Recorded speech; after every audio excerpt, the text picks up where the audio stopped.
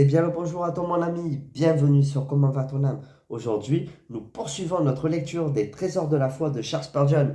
Devine quoi, nous sommes le 7 juillet et même aujourd'hui, le Seigneur a quelque chose à dire à ton cœur. Aujourd'hui, la pensée du jour se trouve dans le livre d'Ésaïe au chapitre 49, verset 13. Et voici ce qu'il est dit.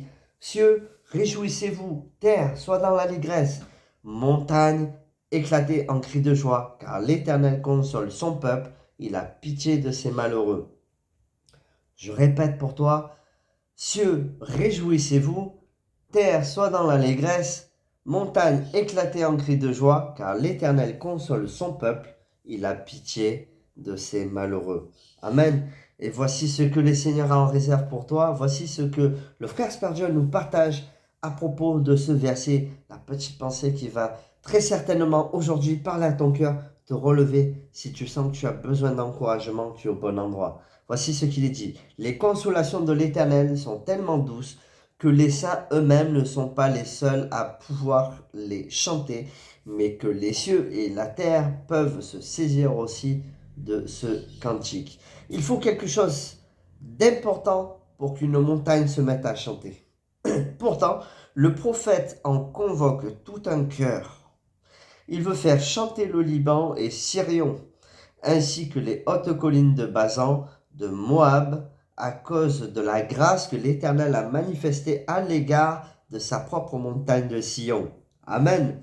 Nous n'allons-nous pas aussi faire que les montagnes de nos vies, les montagnes de notre vie, nos difficultés, les montagnes de difficultés, d'épreuves, de mystères et de peines deviennent des occasions de louange de notre Dieu? N'allons-nous pas faire de tout cela des occasions de louer le Seigneur? Montagne éclatée en cris de joie. Cette parole de promesse qui nous dit que notre Dieu aura de la miséricorde pour les affligés y attache tout un carillon de cloches. Écoutez-en la musique. Réjouissez-vous, sois dans l'allégresse, éclatez en cris de joie. Le Seigneur veut que son peuple soit heureux à cause de son amour inaltérable et inépuisable.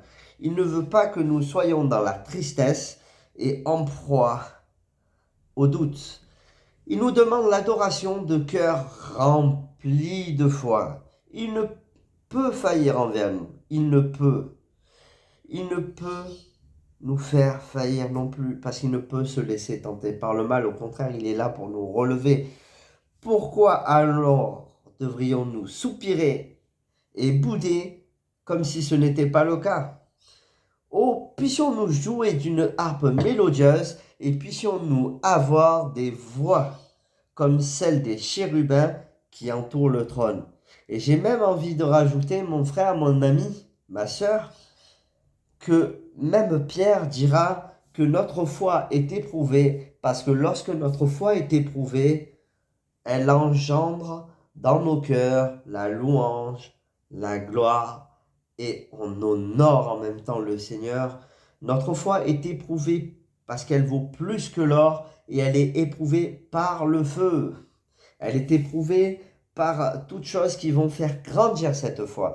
Et le produit de notre foi, c'est le fruit de lèvres qui glorifie son nom, puisque même l'apôtre Pierre dira que lorsque la foi est éprouvée, elle engendre la louange, la gloire et l'honneur. Et j'ai même envie de te dire, lorsque l'apôtre Paul était enfermé avec Silas en prison, ils ne se sont pas laissés vraiment découragés par les chaînes aux pieds et peut-être même aux mains. Ils étaient accrochés au mur, ils ne pouvaient aller nulle part. Et pourtant, dans ces moments, la seule chose qu'ils ont trouvé à faire, plutôt que de se lamenter, c'est de dire, Seigneur, nous voulons t'apporter la louange de notre cœur parce que si nous sommes enfermés, c'est pour la gloire de ton nom et nous voulons être dans la joie parce que nous savons en qui nous avons cru. Et c'est pourquoi en prison, ils se mirent à chanter, à louer Dieu, à le glorifier, à l'adorer. Et voici Non pas que le Seigneur ne te demande pas de ne pas avoir des moments de faiblesse. Nous sommes des êtres humains, nous sommes faibles, nous avons nos temps de faiblesse et c'est tout à fait normal. Mais j'ai envie de te dire, ne reste pas longtemps dans cet état. Parce qu'après, ce n'est plus la tristesse de l'événement qui t'attriste, mais c'est toi qui entretiens ta propre tristesse. Or, le Seigneur nous dit de nous entretenir par des psaumes et des cantiques. Pourquoi? Parce qu'en fait, lorsque nous nous entretenons par nos cœurs, notre âme, par des psaumes, des cantiques, par des louanges et de l'adoration, en réalité, nous attirons la Shekinah, nous attirons la gloire de Dieu dans notre vie. Et par la gloire de Dieu, nous attirons cette espérance que nous sommes sauvés. Nous attirons aussi cette joie qui vient d'en haut, cette joie parfaite. C'est pourquoi au jour d'aujourd'hui, le Seigneur te dit, il prend soin de toi. Et lorsqu'il te dit que les montagnes vont crier de joie, que les cieux se réjouissent, à combien plus forte raison, toi, tu dois te réjouir parce que tu es le fruit de ses mains. Il a fait chacune des parties de ton corps et t'a créé avec amour parce qu'il a un plan d'amour pour toi, des projets de paix. Gloire à son nom. Sois béni mon ami et je te dis à demain pour la suite des trésors de la foi de Charles Spurgeon.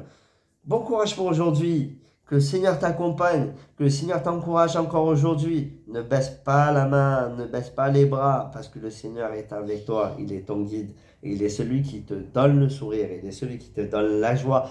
Réjouis-toi encore aujourd'hui dans le nom du Seigneur, car il est ta paix. Gloire à Dieu, sois béni et à demain pour la suite des trésors de la foi. Gros bisous. Ciao, ciao.